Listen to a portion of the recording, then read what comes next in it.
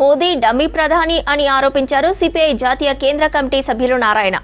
Trump de facto ప్రధానిగా వ్యవహరిస్తున్నారన్నారు. భారత్లోని వ్యాపారాలను ట్రంప్ దెబ్బతీస్తున్నారని మండిపడ్డారు. అమెరికాలోని ఇండియన్ సాఫ్ట్వేర్ ఉద్యోగులు సమ్మె చేస్తే ప్రభుత్వం ఖచ్చితంగా పడిపోతుందన్నారు.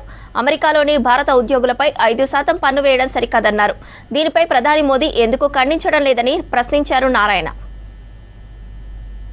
ప్రత్యేక గుర్తింపు ఉంది ప్రపంచంలో. అంత గుర్తింపు ఉన్నటువంటి ప్రధానమంత్రి మోడీ ట్రంప్ని బాస్గా ఎంపిక చేసుకొని ఆయన డిఫాక్టో ప్రధానమంత్రిగా పనిచేయమని, ఈయన ప్రధానమంత్రిగా డమ్మీ ప్రధానిగా ఉంటానని చెప్పేసి పరోక్షంగా అంగీకరించినట్టుగానే అనిపిస్తాను నాకు. ఇది చాలా అవమానం. ఏకపక్షంగా అనౌన్స్ చేస్తున్నాడు. మన భారతదేశ ఆర్థిక వ్యవస్థను దెబ్బకొట్టడానికి ఉపయోగపడే చేస్తున్నాడు. సెల్ ఫోన్స్ చైనా నుంచి మనకు దిగుమతి అయితే మనం అసెంబ్లీ చేసి అమ్ముతాం. ఇప్పుడు మొత్తం డైరెక్ట్గా మాకే పంపించండి, మాది చేయించండి, అమెరికాలోనే ఉత్పత్తి చేయండి, అమ్ముకోండి, అంతేగాని ఇతర దేశాల్లో ఉండడానికి వీల్లేదు అంటున్నాడు. అంటే వ్యాపారాన్ని దెబ్బకొడుతున్నాడు. అందరికైనా ఆశ్చర్యం ఏంటంటే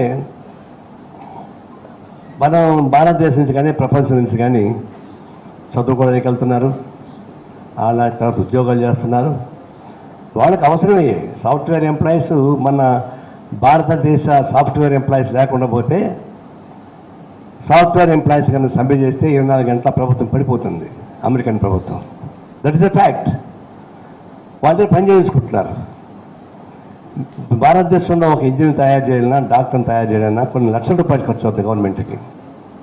ప్రజల సొత్తు వాళ్ళపైన ఖర్చు పెట్టి గ్రాడ్యుయేట్స్గా, పోస్ట్ గ్రాడ్యుయేట్స్గా తయారు చేస్తున్నాం. ఇక్కడి నుంచి వాళ్ళు విదేశాలకు వెళ్ళి ఉద్యోగాలు చేస్తున్నారు. పంపేటప్పుడు కూడా డబ్బులు లేకపోతే బ్యాంకులో అప్పులు తీసి పంపిస్తున్నారు. ఒకళ్ళు డబ్బులు ఉంటే డబ్బులు తల్లిదండ్రులు ఖర్చు పెడుతున్నారు. తల్లిదండ్రులు పెట్టుబడి పెట్టి వాళ్ళు విదేశాలకు పంపిస్తున్నారు. డబ్బులు లేని వాళ్ళు బ్యాంక్ లోన్ తీసుకొని పంపిస్తున్నారు. వాళ్ళు సంపాదించిన తర్వాత సహజంగా ఇవ్వాలి కదా, తల్లిదండ్రులకు ఇవ్వాలి కదా, వాళ్ళు బ్యాంక్ లోన్ తీసుకోవాలి కదా.